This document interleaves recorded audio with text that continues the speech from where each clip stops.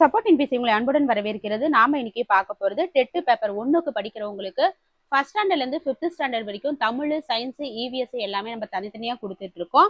அந்த விதத்துல 1ஆம் வகுப்பு 1வது பருவத்துல இவிஎஸ்ல இருக்கக்கூடிய அந்த ஒரு லெசன், அதாவது இவிஎஸ்ல இருக்கக்கூடிய ஒரு டேர்முக்கு வந்து நம்ம 115 வினாக்கள் எடுத்திருக்கிறோம். இதுல போய் என்ன நீங்க 115 கொஸ்டின் எடுத்தீங்க அப்படின்னு சொல்லி நீங்க யோசிக்கிற அளவுக்கு இதுல வினாக்கள் வந்து கண்டிப்பா இருக்கு. இந்த 115 வினாக்கள் நீங்க படிச்சாவே நீங்க ஃபர்ஸ்ட் ஸ்டாண்டர்ட்ல ஃபர்ஸ்ட் டேர்ம் ஃபுல்லாவே கம்ப்ளீட் பண்ண மாதிரி ஆயிடும். ரொம்ப சிம்பிளா தான் இருக்கு. ஆனா ஒரு சில கொஸ்டின் வந்து ட்விஸ்ட் வைக்கிற மாதிரி இருக்கு. அதனால தயவு செஞ்சு வந்து வீடியோவை ஸ்கிப் பண்ணாம ஃபுல்லா பாருங்க. 1 to 5th பிடிஎஃப் உங்களுக்கு வேணும் அப்படின்னா ஸ்கிரீன்ல தெரியக்கூடிய இந்த நம்பருக்கு கால் பண்ணுங்க. இதை நீங்க வாங்கிக்கலாம். இதுக்கு எவ்வளவு பே பண்ணணும், எப்படி வாங்கணுங்கிற டீட்டெயில் வந்து அவங்க சொல்லுவாங்க. நீங்க கால் பண்ணி தெரிஞ்சுக்கோங்க. இப்ப நம்ம ஃபர்ஸ்ட் கொஸ்டினுக்கு போலாம். ஃபர்ஸ்ட் கொஸ்டின், கீழ்கண்டவற்றுள் உயிருள்ள பொருள்களின் அடிப்படை பண்பு எது? கீழ்கண்டவற்றுள் உயிருள்ள பொருள்களின் அடிப்படை பண்பு தூண்டலுக்கு துளங்குதல் மற்றும் சுவாசித்தல். தூண்டலுக்கு துளங்குதல் மற்றும் சுவாசித்தல். தாவரங்கள் உயிருள்ளவை என கருதப்பட காரணம் என்ன? தாவரங்கள் உயிருள்ளவை என கருதப்பட காரணம் அவை சுவாசிக்கின்றன மற்றும் வளர்ச்சி அடைகின்றன. கீழ்கண்டவற்றுள் எது உயிரற்ற பொருள் ஆனால் ஒரு காலத்தில் உயிருடன் இருந்த ஒன்றிலிருந்து பெறப்பட்டது? கீழ்கண்டவற்றுள் எது உயிரற்ற பொருள் ஆனால் ஒரு காலத்தில் உயிருடன் இருந்த ஒன்றிலிருந்து பெறப்பட்டது? மர நாற்காலி. தொட்டால் சுருங்கி தாவரம் இலைகளை மூடுவது எவ்வகை பண்பை சார்ந்தது? தொட்டால் சுருங்கி தாவரம் இலைகளை மூடுவது தூண்டலுக்கு துளங்குதல் அப்படிங்கிற பண்பை சார்ந்தது. உயிரினங்கள் தங்களை போன்றே பிற உயிரினங்களை உருவாக்கும் நிகழ்வு டேஸ் எனப்படும். உயிரினங்கள் தங்களை போன்றே பிற உயிரினங்களை உருவாக்கும் நிகழ்வு இனப்பெருக்கம் எனப்படும். மேகம் அளவில் பெரிதாகிறது ஆனால் அது உயிருள்ள பொருள் அல்ல. ஏன்? மேகம் அளவில் பெரிதாகிறது ஆனால் அது உயிருள்ள பொருள் அல்ல. காரணம், அதற்கு சுவாசம் மற்றும் உயிரியல் ரீதியான வளர்ச்சி இல்லை. அதற்கு சுவாசம் மற்றும் உயிரியல் ரீதியான வளர்ச்சி இல்லை. கீழ்கண்டவற்றுள் எதற்கு உணவு தேவையில்லை? கீழ்கண்டவற்றுள் எதற்கு உணவு தேவையில்லை? மிதிவண்டி. உயிருள்ளவை அனைத்தும் சுவாசிக்கின்றன. உயிர் வாழ ஆற்றல் தேவை. அது சுவாசத்தின் மூலம் கிடைக்கிறது. உயிர் வாழ ஆற்றல் தேவை. உயிருள்ளவை அனைத்தும் சுவாசிக்கின்றன. ஏ மற்றும் ஆர் ஆகிய இரண்டும் சரி. மேலும் ஆர் என்பது ஏவிற்கு சரியான விளக்கம். வாழிடத்திற்கு ஏற்ப இடப்பெயர்ச்சி செய்யும் உயிரினம் எது? வாழிடத்திற்கு ஏற்ப இடப்பெயர்ச்சி செய்யும் உயிரினம் புலி. உயிருள்ள பொருள்களும் உயிரற்ற பொருள்களும் எதனால் ஆனவை? உயிருள்ள பொருள்களும் உயிரற்ற பொருள்களும் பருப்பொருள்களால் ஆனவை. ஒரு விதை மண்ணில் புதைக்கப்படும் வரை அசைவற்று காணப்படுகிறது. எனினும் அது உயிருள்ள பொருளாக கருதப்பட காரணம் என்ன? ஒரு விதை மண்ணில் புதைக்கப்படும் வரை அசைவற்று காணப்படுகிறது. எனினும் அது உயிருள்ள பொருளாக கருதப்பட காரணம் அதற்குள் கரு எனப்படும் வளரும் உயிர் உள்ளது. அதற்குள் கரு எனப்படும் வளரும் உயிர் உள்ளது. வண்டி அல்லது வாகனம் ஓரிடத்திலிருந்து மற்றொரு இடத்திற்கு நகர்கிறது. இருப்பினும் அது உயிருள்ள பொருள் அல்ல. ஏன்? வண்டி அல்லது வாகனம் ஓரிடத்திலிருந்து மற்றொரு இடத்திற்கு நகர்கிறது. இருப்பினும் அது உயிருள்ள பொருள் அல்ல. அது புற தூண்டலால் இயக்கப்படுகிறது, தானாக நகரவில்லை. கீழ்கண்டவற்றுள் எது வளர்ச்சி அடையும் ஆனால் உயிருள்ள பொருள் அல்ல? கீழ்கண்டவற்றுள் எது வளர்ச்சி அடையும் ஆனால் உயிருள்ள பொருள் அல்ல? படிகங்கள் அல்லது மணல் குன்றுகள். படிகங்கள் அல்லது மணல் குன்றுகள். உயிருள்ளவற்றுக்கும் உயிரற்றவற்றுக்கும் இடைப்பட்ட நிலையில் உள்ளவை எவை? உயிருள்ளவற்றுக்கும் உயிரற்றவற்றுக்கும் இடைப்பட்ட நிலையில் உள்ளவை வைரஸ்கள். கீழ்கண்டவற்றுள் எது உயிருள்ளவை பிரிவில் வராது? கீழ்கண்டவற்றுள் எது உயிருள்ள பிரிவில் வராது? கணினி. நமது உடலில் உள்ள எந்த உறுப்பு புற உறுப்பு என்று அழைக்கப்படுகிறது? நமது உடலில் உள்ள எந்த உறுப்பு புற உறுப்பு என்று அழைக்கப்படுகிறது? காது. புற தூண்டலுக்கு துளங்கும் ஐம்புலன் உறுப்புகளில் அடங்காதது எது? புற தூண்டலுக்கு துளங்கும் ஐம்புலன் உறுப்புகளில் அடங்காதது நகங்கள். உடலின் சமநிலையை பேணுவதற்கும் ஒளியை கேட்பதற்கும் உதவும் புலன் உறுப்பு எது? உடலின் சமநிலையை பேணுவதற்கும் ஒளியை கேட்பதற்கும் காது. சுகாதாரம் தொடர்பான கூற்றுகளில் தவறானது எது? சுகாதாரம் தொடர்பான கூற்றுகளில் தவறானது பி மட்டும் தவிர, அப்போ மத்த 3 மட்டும் பார்த்தலாம். உணவு உண்பதற்கு முன்பும் பின்பும் கைகளை கழுவ வேண்டும். தினமும் 2 முறை பற்களை துலக்க வேண்டும். கண்களை அடிக்கடி தேய்ப்பதை தவிர்க்க வேண்டும். இது வந்து ஃபர்ஸ்ட் ஸ்டாண்டர்ட் அப்படிங்கறத ஒரு சில கொஸ்டின் வந்து பேசிக்கா இருக்கும். நாம் ஒரு பூவின் நறுமணத்தை எந்த புலன் உறுப்பின் மூலம் உணர்கிறோம்? நாம் ஒரு பூவின் நறுமணத்தை மூக்கு. எந்த செயலின் போது நமது கைவிரல் மற்றும் கட்டை விரல் ஆகிய இரண்டின் ஒருங்கிணைப்பு மிக அவசியம்? எந்த செயலின் போது நமது கைவிரல் மற்றும் கட்டை விரல் ஆகிய இரண்டின் ஒருங்கிணைப்பு மிக முக்கியம்? எழுதுவதற்கு பேனாவை பிடிக்கும் போது. பாதுகாப்பான தொடுதல் எது? பாதுகாப்பான தொடுதல் அப்படின்னா பெற்றோர் அல்லது மருத்துவர் பராமரிப்பிற்காக தொடுதல். நமது பற்களை பாதுகாக்க வைத்திருக்க எத்தகைய உணவுகளை தவிர்க்க வேண்டும்? அதிக இனிப்பு மற்றும் மிட்டாய்கள். பார்வைத்திறன் குறைந்துள்ளவர்கள், அதாவது பார்வைத்திறன் குறைந்தவர்கள் வாசிப்பதற்கு பயன்படுத்தும் சிறப்பு முறை பிரெய்லி முறை. நமது கைவிரல் நகங்களை முறையாக வெட்டி சுத்தமாக வைத்திருக்க வேண்டும். நக கண்களில் சேரும் அழுக்குகள் மூலம் நோய் கிருமிகள் உடலுக்குள் பரவ வாய்ப்பு உள்ளது. கூற்று காரணம் இரண்டும் சரி. சரியான விளக்கம். கீழ் உள்ளவற்றுள் எது நரம்பின் தற்காப்பு தொடர்பான சரியான செயல்?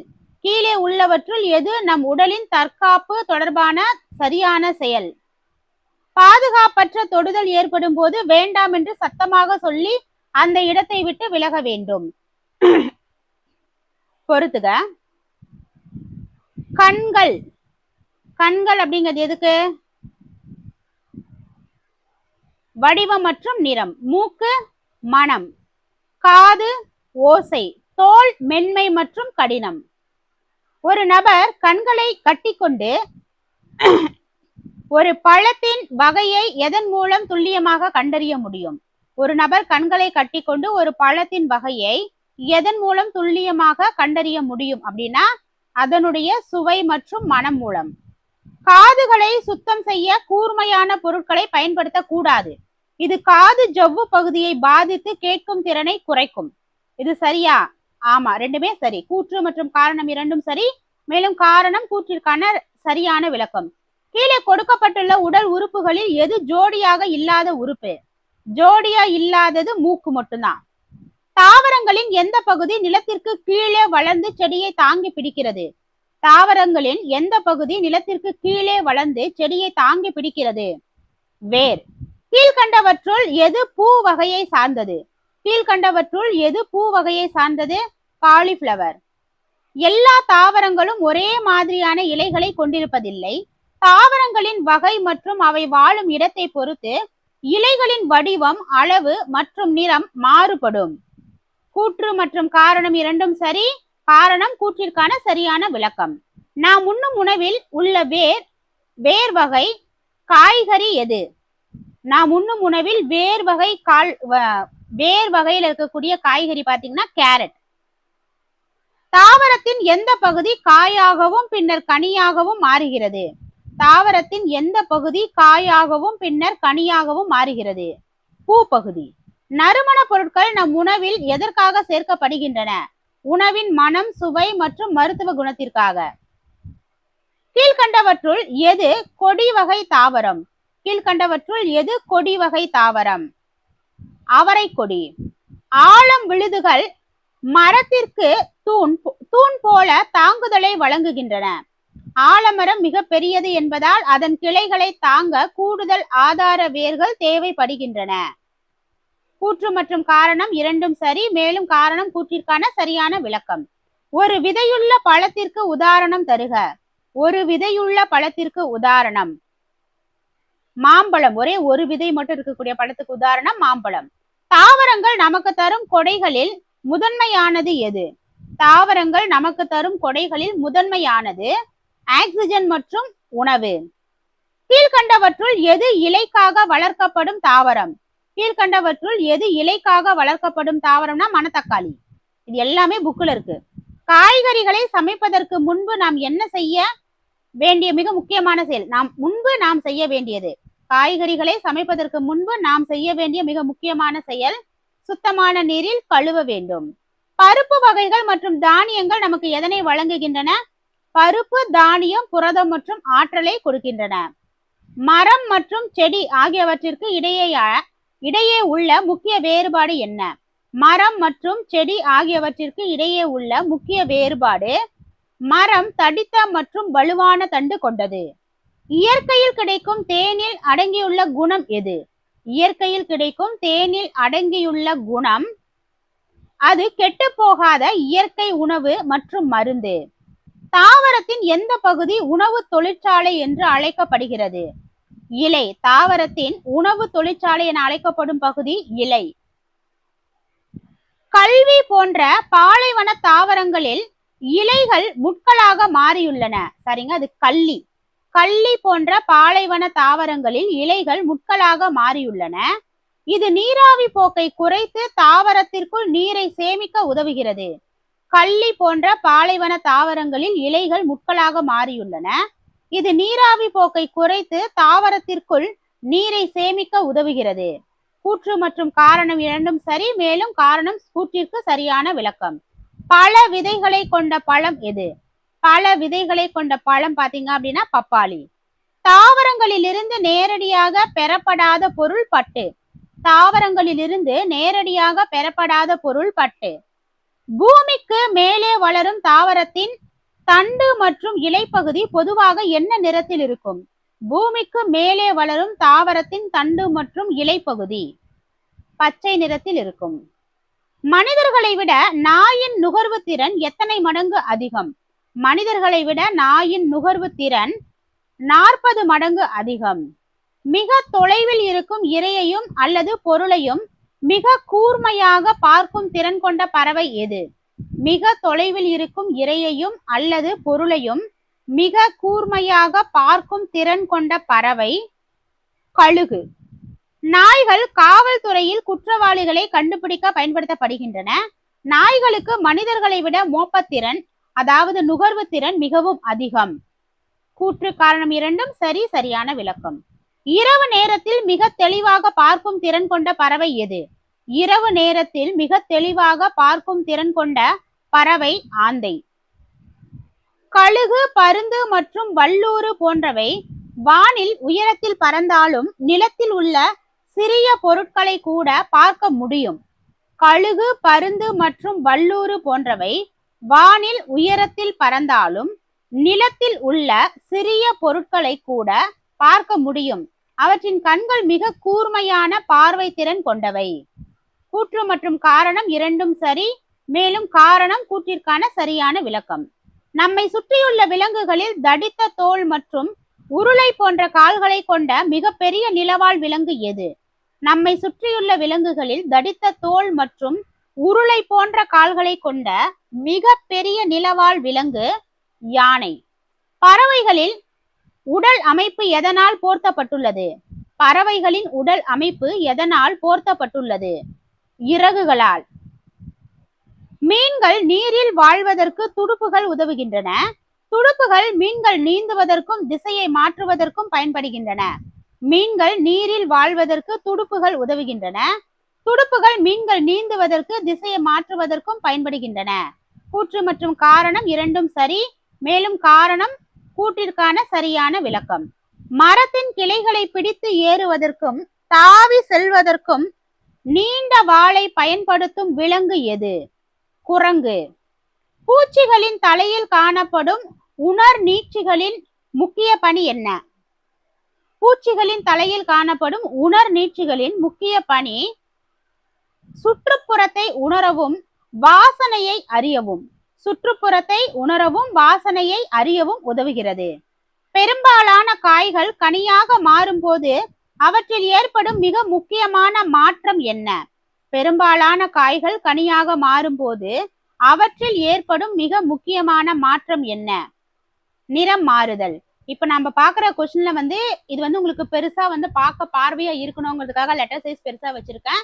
பிடிஎஃப் வாங்குறவங்களுக்கு கண்டிப்பா வந்து மினிமைஸ் பண்ணி தான் கொடுத்துருக்கோம். இவ்வளவு பெருசு வராது, நார்மல் சைஸ் வச்சிருக்கோம். இது வந்து 14 சைஸ்னா அது 11 தான் இருக்கும். அது கரெக்டா உங்க ஸ்கூல் புக்கு சைஸுக்கு தான் வரும். சரிங்களா? அதனால பெருசா இருக்கும் அப்படின்னு பயந்துராதீங்க. பேஜஸ் அதிகமா வரும் அப்படின்லாம் யோசிக்காதீங்க. அடுத்து, பெரும்பாலான காய்கறிகள் கனியாக மாறும்போது அவற்றில் ஏற்படும் மிக முக்கியமான மாற்றம் நிறம் மாறுதல். கீழ்கண்டவற்றுள் எது சதை பற்றுள்ள பழம் வகையை சார்ந்தது? சதை பற்றுள்ள பழம் வகையை சார்ந்தது கீழே இருக்கிறதுலயே சப்போட்டா. எலுமிச்சை மற்றும் ஆரஞ்சு போன்றவை சாறு மிகுந்த பழங்கள் என்று அழைக்கப்படுகின்றன. இவை அதிகப்படியான நீர் சத்தை கொண்டுள்ளதால் சாறு பிழிய பயன்படுகின்றன. எலுமிச்சை மற்றும் ஆரஞ்சு போன்றவை சாறு மிகுந்த பழங்கள் என்று அழைக்கப்படுகின்றன. இவை அதிகப்படியான நீர் சத்தை கொண்டுள்ளதால் சாறு பிழிய பயன்படுகின்றன. கூற்று மற்றும் காரணம் இரண்டும் சரி, மேலும் காரணம் கூற்றிற்கான சரியான விளக்கம். சதைப்பற்று மிக்க மற்றும் அதிக விதைகள் கொண்ட பழம் எது? சதைப்பற்று மிக்க மற்றும் அதிக விதைகள் கொண்ட பழம் பப்பாளி. தவறான இணையை தேர்ந்தெடுக்கவும். மாம்பழம் உலர்பழம், அதாவது சரியான வகை சதைப்பற்றுள்ள பழம். மாம்பழம் அப்படிங்கிறது சதைப்பற்றுள்ள பழம், ஆனா இங்க உலர்பழம் அப்படின்னு இருக்கு. அப்ப தவறான இணை அதுதான். அப்ப எலுமிச்சை சாறு மிகுந்த பழம், சப்போட்டா சதைப்பற்றுள்ள பழம், தர்பூசணி சாறு மிகுந்த பழம். கீழ்கண்டவற்றுள் அளவில் பெரிய பழம் வகையை சார்ந்தது எது? எப்பவுமே நீங்க 4 ஆப்ஷனை பாத்தீங்க அப்படின்னா தவறானது என்ன, எதிர்ச்சொல் என்ன, அதனுடைய பொருள் என்ன அப்படிங்கிற அந்த கேள்வியை வந்து ஒரு தடவைக்கு 2 தடவை திரும்ப வாசிச்சுட்டு அதுக்கப்புறம் ஆப்ஷன் பாருங்க. ஏன்னா கேள்வியிலேயே பாத்தீங்க அப்படின்னா நாம வந்து பொருள் கூறுக அப்படின்னு சொல்லி நினைச்சிருவோம், ஆனா அதை எதிர்ச்சொல்லா கேட்டு வச்சிருப்பாங்க. நம்ம சரியானதை போய் தேர்ந்தெடுப்போம், ஆனா அங்க தவறானதை கேட்டிருப்பாங்க. அதனால ஒரு தடவைக்கு 2-3 தடவை கேள்வியை வாசிச்சுட்டு அதுக்கப்புறம் ஆன்சர் பண்ணுங்க. கீழ்கண்டவற்றுள் அளவில் பெரிய பழம் வகையை சார்ந்தது எது? பலாப்பழம். அளவில் சிறிய பழங்களுக்கு உதாரணமாக கூறப்படும் இணையை கண்டறிக. அளவில் சிறிய பழங்களுக்கு உதாரணமாக கூறப்படுவது திராட்சை மற்றும் இலந்தை. இனிப்பு சுவையுடைய பழங்கள் வரிசையில் இடம்பெறாத பழம் நெல்லிக்காய். இனிப்பு சுவையுடைய பழங்கள் வரிசையில் இடம்பெறாத பழம் நெல்லிக்காய். நீர் சத்து நீக்கப்பட்டு உலர்த்தப்பட்ட பின்னரும் உண்ணக்கூடிய உலர் பழங்கள், அதாவது ட்ரை ஃப்ரூட்ஸ் வரிசையில் அமைந்தது பேரிச்சை, உலர் திராட்சை மற்றும் அத்தி. மனிதர்களைப் போலவே பழங்களை மிகவும் விரும்பி உண்ணும் உயிரினங்கள். மனிதர்களைப் போலவே பழங்களை மிகவும் விரும்பி உண்ணும் உயிரினங்கள் பறவைகள் மற்றும் அணில்கள். அத்திப்பழத்தை உலர வைத்து நீண்ட காலம் உலர்பழமாக பயன்படுத்தலாம். பழங்களை உலர்த்துவதன் மூலம் அவை கெட்டு போகாமல் நீண்ட நாள் சேமிக்கப்படுகின்றன.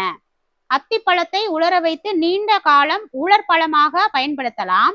பழங்களை உலர்த்துவதன் மூலம் அவை கெட்டு போகாமல் நீண்ட நாள் சேமிக்கப்படுகின்றன. கூற்று மற்றும் காரணம் இரண்டும் சரி, சரியான விளக்கம். முன்பற்களை பயன்படுத்தி பழங்களை மிகவும் விரும்பி கொறித்து தின்னும் விலங்கு எது? முன்பற்களை பயன்படுத்தி பழங்களை மிகவும் விரும்பி கொறித்து தின்னும் விலங்கு அணில். திராட்சை பழத்தை உலர வைப்பதன் மூலம் பெறப்படும் உலர் பழம் உலர் திராட்சை. விலங்குகளின் அளவு குறித்த பின்வரும் கூற்றுகளில் தவறான ஒன்றை கண்டறிக. விலங்குகளின் அளவு குறித்த பின்வரும் கூற்றுகளில் தவறான ஒன்று. முயல் ஒரு பெரிய விலங்குங்கிறது தப்பு. யானை மற்றும் ஒட்டகச்சிவிங்கி ஆகியவை பெரிய விலங்குகள். சிங்கம் மற்றும் புலி போன்றவை பெரிய விலங்குகள். கொசு மற்றும் எறும்பு போன்றவை சிறிய விலங்குகள் சரி. அதே போல முயல் வந்து பாத்தீங்கன்னா ஒரு சிறிய விலங்கு, இங்க பெரிய விலங்குன்னு கொடுத்திருக்காங்க. இந்த மாதிரிதான் கேட்பாங்க. கீழ்கண்டவற்றுள் எவை சிறியவை என்ற பிரிவின் கீழ் வரும் உயிரினங்கள்? ஈ மற்றும் எலி சிறியவை அப்படிங்கிற பிரிவின் கீழ் வரக்கூடியது. 4 கால்கள் இருந்தும் குதிக்க முடியாத ஒரு தனித்துவமான விலங்கு எது? இது வந்து பாக்ஸ் கொஸ்டின். 4 கால்கள் இருந்தும் குதிக்க முடியாத தனித்துவமான விலங்கு யானை. கொசு, எறும்பு மற்றும் ஈ போன்றவை அளவில் சிறியவை. இவை பொதுவாக பூச்சிகள் என்பதால் அளவில் மிக சிறியதாக காணப்படுகின்றன. சரியா தவறானா? கூற்று மற்றும் காரணம் இரண்டும் சரி, சரியான விளக்கம். தற்காப்பிற்காக இலை அல்லது குச்சி போன்ற தோற்றத்தை பெற்றுள்ள பூச்சிகள் இலைப்பூச்சி மற்றும் குச்சி பூச்சி. பூக்களின் சிறந்த நண்பன் என்று அழைக்கப்படும் பூச்சி எது? பூக்களின் சிறந்த நண்பன் வண்ணத்து பூச்சி. விலங்குகள் மற்றும் அவற்றின் அளவு குறித்த சரியான இணை. கரடி ஒரு சிறிய விலங்கு, ஒட்டகச்சிவிங்கி பெரிய விலங்கு, எலி பெரிய விலங்கு, சிறுத்தை சிறிய விலங்கு. இல்ல ஒட்டகச்சிவிங்கி பெரிய விலங்கு. இப்ப என்ன கேட்டிருக்காங்க, இதுல சரியான இணை கேட்டிருக்காங்க. தவறான இணை பார்த்தோம், இது சரியான இணை. அப்ப வித்தியாசத்தை பார்த்துக்கோங்க.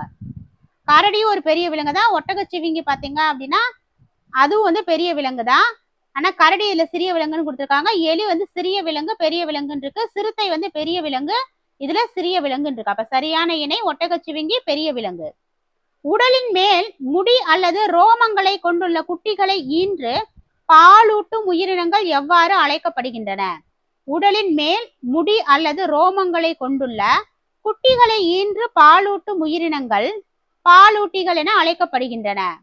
விலங்குகளைப் போலவே மனிதர்களும் பாலூட்டிகள் என்ற வகையை சார்ந்தவர்களே. மனிதர்களும் தங்கள் குழந்தைகளுக்கு பாலூட்டும் பண்பை பெற்றுள்ளனர். கூற்று மற்றும் காரணம் இரண்டும் சரி, மேலும் காரணம் கூற்றிற்கான சரியான விளக்கம். அப்ப மனிதர்களும் பாலூட்டிகள் வகையை தான் சார்ந்தவங்க. பாலூட்டிகள் குறித்த பின்வரும் தகவல்களில் தவறான ஒன்றை. அப்ப தவறானது எதுன்னு கேட்டிருக்காங்க. பி மட்டும் தவறு. ஃபர்ஸ்ட் சரியானதெல்லாம் படிச்சு காமிக்கிறேன். பசு, நாய், கங்காரு மற்றும் யானை போன்றவை பாலூட்டிகள். பசு, நாய், கங்காரு, யானை. அடுத்து வௌவால் பறக்கும் திறன் கொண்ட ஒரு பாலூட்டி. திமிங்கலம் நீரில் நீந்தும் திறன் கொண்ட ஒரு பாலூட்டி. குதிரை, செம்மறியாடு பாத்தீங்க அப்படின்னா அது பாலூட்டிகள் அல்ல. அப்போ குதிரை மற்றும் செம்மறியாடு போன்றவை பாலூட்டிகள் அல்ல, மற்றது எல்லாமே பாலூட்டிகள் தான். பாலூட்டி இனத்தை சார்ந்த உயிரினங்களை பற்றிய சரியான கூற்று. இந்த பாலூட்டிகளை நீங்க அந்த ஃபர்ஸ்ட் ஸ்டாண்டர்ட்ல ஃபர்ஸ்ட் டேர்ம்ல லாஸ்ட்ல பாத்தீங்கன்னா அங்கங்க நிறைய அந்த இமேஜ் எல்லாம் கொடுத்து அதுக்கு கீழே பாலூட்டிகள் எது எது அப்படிங்கறத டீட்டெயிலா வந்து டைட்டில் கொடுத்திருப்பாங்க. பாலூட்டி இனத்தை சார்ந்த உயிரினங்களை பற்றிய சரியான கூற்று.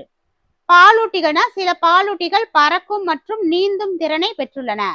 சில பாலூட்டிகள் பறக்கும் மற்றும் நீந்தும் திறனை பெற்றுள்ளன.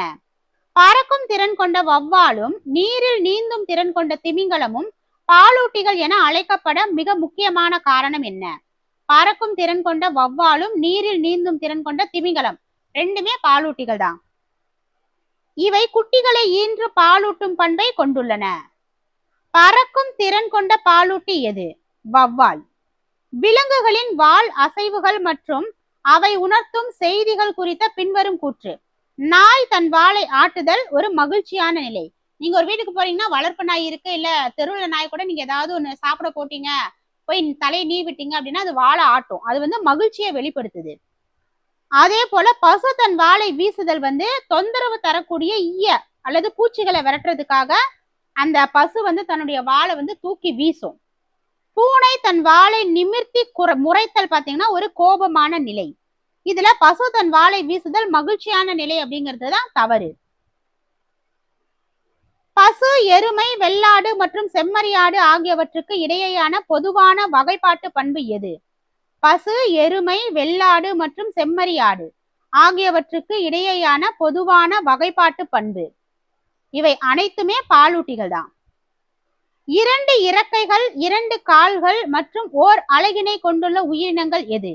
இரண்டு இறக்கை, இரண்டு கால், ஒரு அலகு எல்லாமே பறவைகள் தான். பறவைகள் எதன் உதவியோடு உணவை உட்கொள்கின்றன? பறவைகள் அலகுகள் உதவியோடு தான் உணவை உட்கொள்கின்றன. கீழ்கண்டவற்றுள் பறவைகளுக்கு இல்லாத ஒன்று எது? பறவைகளுக்கு இல்லாத ஒன்று பற்கள் கிடையாது. ஓடுவதற்கும் நடப்பதற்கும் பறவைகள் எதனை பயன்படுத்துகின்றன? ஓடுவதற்கும் நடப்பதற்கும் பறவைகள் கால்களை பயன்படுத்துகின்றன. பறவைகளின் உடல் எதனால் மூடப்பட்டுள்ளது? பறவைகளின் உடல் எதனால் மூடப்பட்டுள்ளது அப்படின்னா வண்ணமயமான இறகுகளால மூடப்பட்டிருக்கு. திமிங்கலம் நீரில் வாழ்ந்தாலும் அது மீன் இனத்தை சேராமல் ஒரு பாலூட்டியாக வகைப்படுத்தப்பட காரணம் என்ன? திமிங்கலம் நீரில் வாழ்ந்தாலும் அது மீன் இனத்தை சேராமல் ஒரு பாலூட்டியாக வகைப்படுத்தப்பட காரணம் அது குட்டிகளை ஈன்று பாலூட்டும் முதுகெலும்பி ஆகும். கீழ்கண்டவற்றுள் பறக்க இயலாத பறவைகளின் தொகுப்பு எது? இதுல பறக்க இயலாத பறவை எது அப்படின்னு சொல்லி அந்த தொகுப்பு கேட்டிருக்காங்க. ஈமு, கீவி, நெருப்புக்கோழி. இது எல்லாமே நீங்க ஃபர்ஸ்ட் ஸ்டாண்டர்ட்ல இருக்கக்கூடிய இவிஎஸ் புக்ல ஃபர்ஸ்ட் டேர்ம்ல பார்க்கலாம். ஈமு, கீவி, நெருப்புக்கோழி இது பாத்தீங்க அப்படின்னா பறக்க இயலாத பறவைகளுடைய தொகுப்பு. நீந்தும் திறன் கொண்ட பறவைகளுக்கு உதாரணமாக அந்த பாடப்பகுதியில குறிப்பிடப்பட்டிருக்கக்கூடியது நீந்தும் திறன் கொண்ட பறவை வாத்து, அன்னம் மற்றும் நீர்க்கோழி. பெண்குவின் என்பது எவ்வகையான பண்பை கொண்ட பறவை? பெண்குவின் என்பது எவ்வகையான பண்பை கொண்டது அப்படின்னு சொல்லி பாத்தீங்கன்னா பறக்க இயலாத ஒரு பறவை. பெண்குவின் பறக்க இயலாத ஒரு பறவை. அனைத்து பறவைகளாலும் பறக்க முடியுமா என்பது குறித்த சரியான கூற்று கிடையாது. சில பறவைகளால பறக்க இயலாது. வாத்து எவ்வகையான திறனை பெற்றுள்ளது? வாத்து நீந்தும் திறனை பெற்றுள்ளது. பூக்களின் சிறந்த நண்பன் என்று அழைக்கப்படும் பூச்சி வண்ணத்து பூச்சி. பூக்களின் சிறந்த நண்பன் என்று அழைக்கப்படும் பூச்சி வண்ணத்து பூச்சி. கீழ்கண்டவற்றுள் பூச்சிகளை பற்றிய சரியான கூற்று எது? கீழ்கண்டவற்றுள் பூச்சிகளை பற்றிய சரியான கூற்று பூச்சிகள் 6 கால்களை உடைய மிக சிறிய விலங்கு. 6 கால்களை உடைய மிகச்சிறிய விலங்கு. சில பூச்சிகளுக்கு இறக்கைகள் இருப்பதன் நோக்கம் என்ன? அது பறக்க உதவுது. கொடுக்கப்பட்டுள்ள பூச்சிகளின் பட்டியலில் இலை போன்ற தோற்றமுடைய பூச்சியின் பெயர் இலைப்பூச்சி. கீழ்கண்டவற்றுள் பூச்சிகள் அல்லாதது எது? இங்க இருக்கிறதுலே பூச்சி அல்லாதது ஆமை மற்றும் தவளை. கீழ்கண்டவற்றுள் பூச்சிகள் குறித்த சரியான கூற்று பூச்சிகள் 6 கால்களை உடைய மிகச்சிறிய விலங்கு. எறும்புகள் தங்களுக்குள் தகவல்களை பரிமாறிக்கொள்ள உதவும் உறுப்பு உணர் நீட்சிகள். எறும்புகள் தங்களுக்குள் தகவல்களை பரிமாறிக்கொள்ள உதவும் உறுப்பு உணர் நீட்சிகள். பூச்சிகள் அல்லாத சில சிறிய விலங்குகளை பூச்சி இனத்திலிருந்து வேறுபடுத்தும் முக்கிய பண்பு எது? பூச்சிகள் இல்லாத சில சிறிய விலங்குகளை பூச்சி இனத்திலிருந்து வேறுபடுத்தும் முக்கிய பண்பு 6 கால்களுக்கு மேல் பெற்றுள்ளவை. வெள்ளி மீன் எவ்வகையான உயிரினம்? இது ரொம்ப இம்பார்ட்டன்ட். எனக்கு ஒண்ணு மட்டும் ரொம்ப வித்தியாசமா இருக்கு. வெள்ளி மீன் எவ்வகையான உயிரினம் அப்படின்னா பறக்க இயலாத ஒரு பூச்சி வகை. வெள்ளி மீன் பறக்க இயலாத ஒரு பூச்சி வகை. நான் மரத்தில் வாழ்கிறேன், மரத்தில் ஏற விரும்புவேன், வாழைப்பழங்கள் எனக்கு மிகவும் பிடிக்கும். நான் யார்? நான் மரத்தில் வாழ்கிறேன், மரத்தில் ஏற விரும்புவேன், வாழைப்பழங்கள் எனக்கு மிகவும் பிடிக்கும். குரங்கு. நான் காட்டில் வாழ்கிறேன், எனக்கு கூர்மையான பற்கள் உண்டு, மக்கள் என்னை காட்டின் ராஜா என்பர். இது தெரியும், காட்டின் ராஜானாவே சிங்கம் தான். எனக்கு கால்கள் இல்லை, ஆனால் நான் நிலத்தின் மீதும் மரத்தின் மீதும் வளைந்து நெளிந்து நகர்வேன். வளைஞ்சு நெளிஞ்சு போறதுனாவே இங்க இருக்கிறது எது? பாம்பு. நான் பறவை அல்ல, ஆனால் என்னால் பறக்க முடியும். நான் பூக்களில் இருந்து தேன் சேகரிப்பேன். நான் யார்? நான் பறவை அல்ல, ஆனால் என்னால் பறக்க முடியும். நான் பூக்களிலிருந்து தேன் எடுக்கிறது தேனி. நான் ஒரு பாலூட்டி, எனக்கு பெரிய காதுகள் உண்டு, எனக்கு ஒரு நீளமான துதிக்கை உண்டு. நான் 4 கால்களால் நடப்பேன். நான் யார்? இதுவும் நமக்கு நல்லா தெரியும், யானை. அப்போ இந்த லெசன்ல வந்து பாத்தீங்கன்னா 115 கொஸ்டின் சொன்னேன். ஆனா 113 கொஸ்டின் 2 கொஸ்டின் வந்து திரும்ப திரும்ப வந்ததை டிலேட் பண்ணிட்டேன். இப்போ இந்த 113 வினாக்கள் பாத்தீங்கன்னா ஃபர்ஸ்ட் ஸ்டாண்டர்ட் ஃபர்ஸ்ட் டேர்ம்ல இருக்கக்கூடிய இவிஎஸ் ஃபுல்லாவே கவர் பண்ணுது. கண்டிப்பா இதுல இருந்து கொஸ்டின் வரும். அதனால தயவு செஞ்சு வந்து வீடியோ வந்து ஃபுல்லா பாருங்க, ஸ்கிப் பண்ணாம பாருங்க. அப்பதான் உங்களுக்கு இது பயனுள்ளதா இருக்கும். இது உங்க ஃப்ரெண்ட்ஸுங்களுக்கும் ஷேர் பண்ணுங்க. பிடிஎஃப் வேணும் அப்படின்னா ஸ்கிரீன்ல தெரியக்கூடிய நம்பருக்கு கால் பண்ணுங்க. எப்படி வாங்கிக்கலாங்கிற டீட்டெயில் வந்து உங்களுக்கு சொல்றோம். இதே போல அடுத்தடுத்த கிளாஸ் வீடியோவும் நம்ம பார்க்கலாம். தேங்க்யூ.